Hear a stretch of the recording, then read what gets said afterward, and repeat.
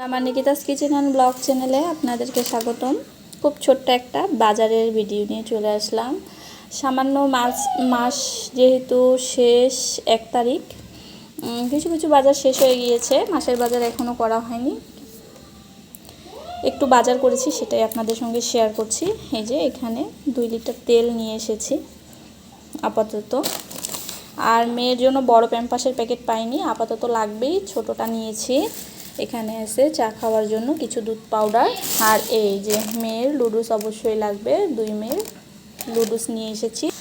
আর দুধ নিয়ে এসেছি, জালে বসিয়ে দিয়েছি কারণ দুধটা নষ্ট হয়ে যাবে। আড়ঙের দুধ আজকে আমি নিয়েছি হাফ কেজি 1 কেজি করে, 2 পাশে দুটাতে জাল দিচ্ছি কারণ এটা হবে খাওয়া আর এইটা তৈরি করব আমি ছানা, এই জন্য 2 পাশে দুটা দিয়েছি।